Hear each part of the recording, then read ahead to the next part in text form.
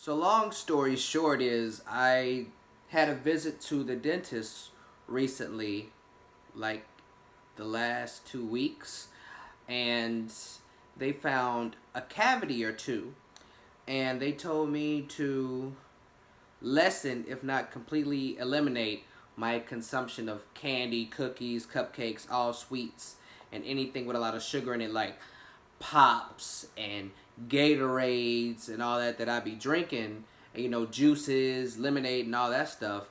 So I have this toothpaste that they gave me, special medical toothpaste that they call it, and it does help. But the only bad thing is that I can't eat or drink anything for a whole half an hour after using it, and I literally just brushed my teeth about 5 minutes ago. So I got a whole 25 minutes.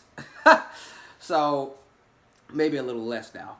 But I mean, fuck it. I mean, my health is more important than, sweets. I've never been crazy about sweets anyway. Ever since I've grown up, I haven't cared for candy. If I eat candy, it'll be like twice a week, if that. I generally don't just go in the store and grab gummy worms, gummy bears, fucking whatever else, Hershey's, Reese's, and all that off the shelf and just I don't do that. I don't know. I mean, if someone offers it, of course I'm gonna take it, but I don't generally go in there and get it myself. So that's why y'all don't see my water bottle or my water jug sitting right here on this bed, because I can't eat or drink anything a whole half an hour after I brush my teeth with that special toothpaste. So that's all I wanted to say. Damn, I'm already 2 minutes in. Gosh, shit. So, hey, man, let's get to this. We have Creepypasta Jr. He stands outside my window. Creepypasta uploaded June 8th, 2019. Now, down in the description, well, hell, y'all know what's going to be in the description. I ain't got to tell y'all. Well, let's get into this, man. Y'all already know that the title of the video is what drew me in. Sound like it's gonna be good as fuck.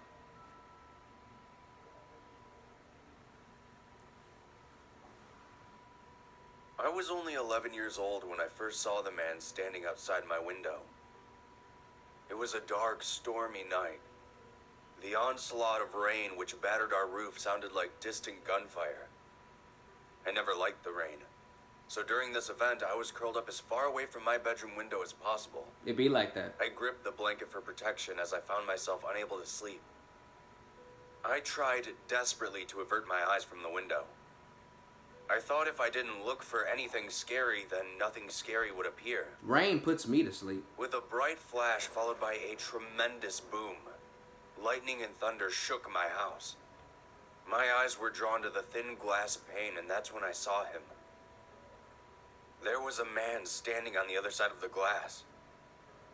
I couldn't see what clothes he was wearing, not that I really cared considering how terrified I was. His face was mere inches away from the window. He was a middle-aged man, though I wasn't sure if he was even human in the first place. His eyes were so wide it looked painful. I thought they might pop out of his skull at any moment. Accompanying the large eyes upon his face was a strange, unsettling grin. Teeth, albeit normal, seemed to stretch endlessly from ear to ear. The man seemed to look around my room like a wild animal searching for its prey. After a few seconds, his eyes finally locked with mine. He found it. I thought he would try to open my window and attack me, but he didn't. He just stood outside in the rain and stared at me, never blinking. Call the police. Another flash of lightning filled my room, followed gone. once again by a massive crash of thunder. And he was gone, right? This sudden sensory overload snapped me from my fear, and I screamed as hard as I could. Oh, he's still there. A minute or two later, I could see the light from the hallway underneath my door turn on. A minute or two Shortly later. after that, my mother entered the room to check on me. She asked me what was wrong, and I could only seem to point towards the window. She returned a warm smile and brushed my face before standing up and walking over to it. She thought you were talking about the storm. I tried to crane my neck around her body to see if the man was still there. he wasn't. See? She tried to console me and tell me that I was just having a nightmare. That whatever I saw outside wasn't real. She picked me up and put me back in bed, tucking me in before telling me goodnight. Even though I was still afraid, I thanked her for coming to check on me. Although I did feel quite a bit better, I couldn't fall asleep. I found myself looking over at the window every few minutes, expecting to see those huge eyes and enormous grin staring back at me. Eventually, the rain began to die down, and just as the sun was coming up, I drifted off. A week had passed since that night, and I was convinced it had been a nightmare. That my dream had somehow blended with reality, and I fabricated a scary person staring at me. Then, one night, same as before, I was lying in bed on the cusp of falling asleep when I saw the fluttering of shadows around my room. I glanced over and my eyes shot wide open. He was back. I could see him much better as it wasn't raining, and there was quite a bit of moonlight out. He was wearing a dark, tattered shirt that was torn in multiple places. His hair was matted and seemed to clump to his scalp. Struggling. While he was standing there as motionless as ever, I called out for my mother once again, only this time not taking my eyes off the man outside. After a few minutes, my door opened, and I blinked. In that small amount of time, the man had vanished. Okay, wait a minute. Hold on. Okay, so what my problem is with this is that why is it that when you scream bloody murder because you see a man outside, you said it took her a minute or two, or after a couple of minutes, she ran into your room, your mom ran into your room? Why the fuck does it take your mom a minute or two to run to your room? I don't give a fuck how long that hallway is, how many stairs you got between y'all rooms, however y'all house is situated. It should only take her a couple of seconds to get to your room. I mean, obviously she gotta wake up, but she knows that you're screaming. You're just supposed to hop out the bed. You could be in the shower, right? And hear your child screaming. You need to haul ass in there.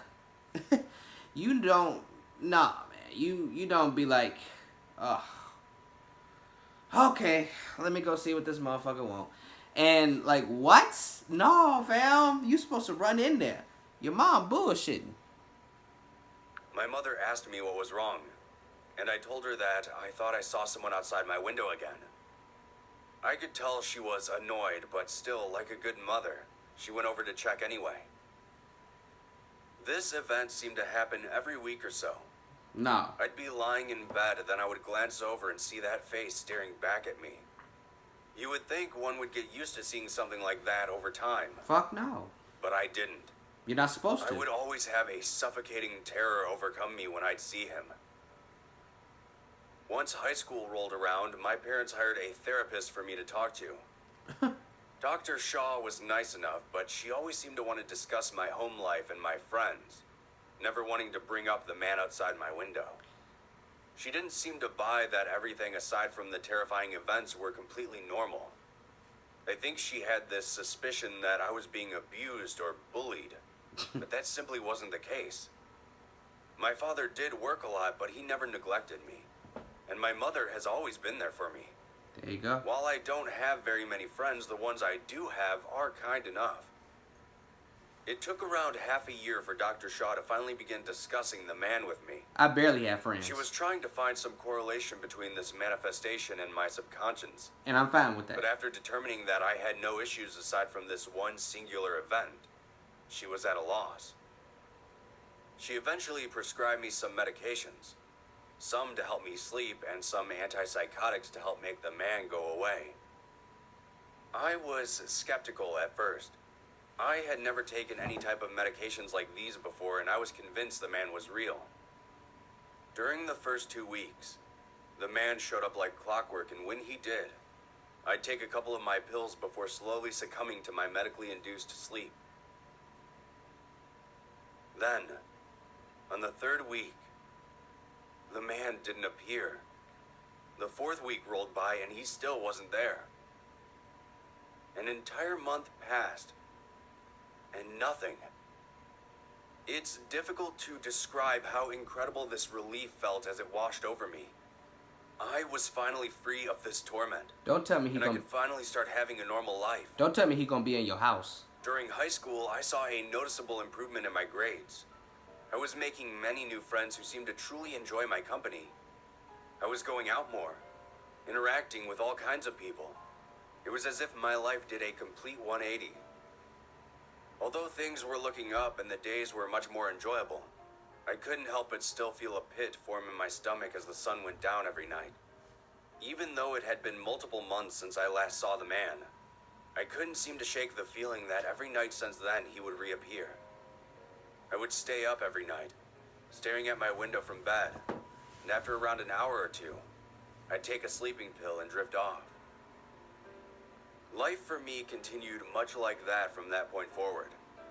I graduated high school and went off to college not long after that.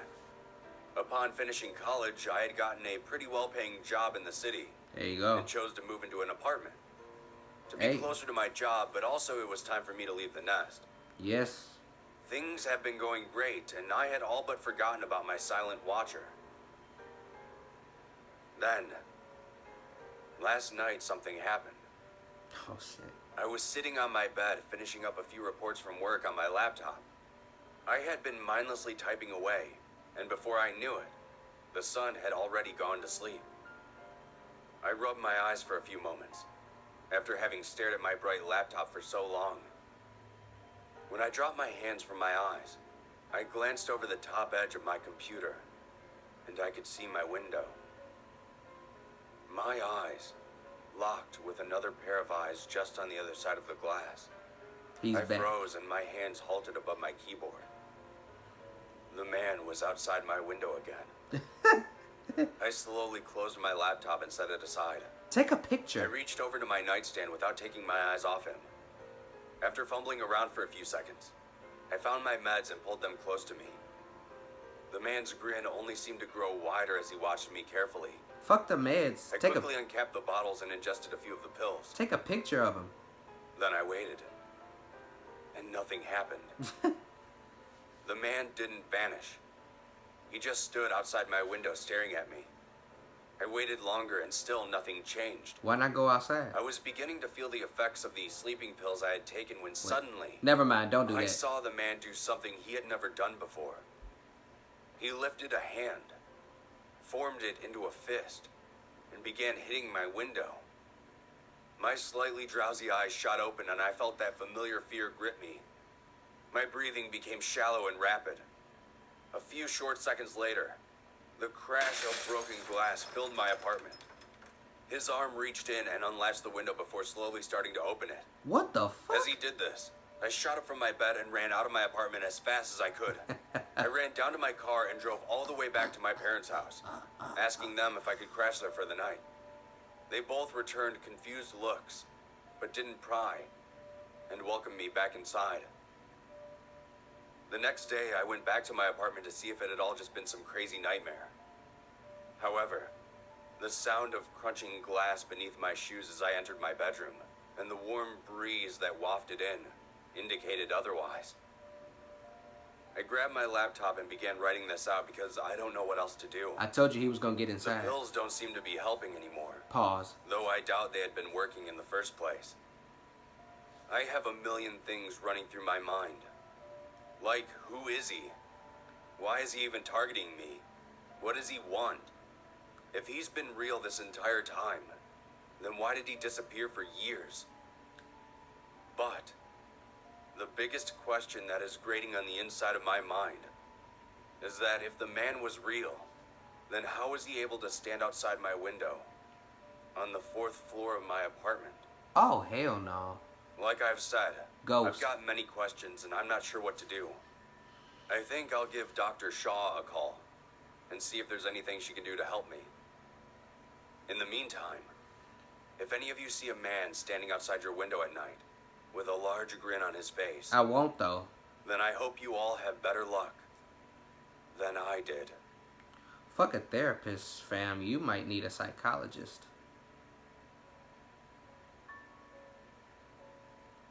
Might fuck around and end up in a psychiatric ward.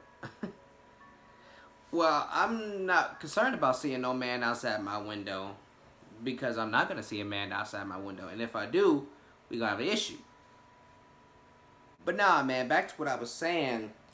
When you were still living with your parents and you were still young, you know, you cry out for your mom, or you just cry out in general, and it takes her a few minutes to get to your room. A few minutes?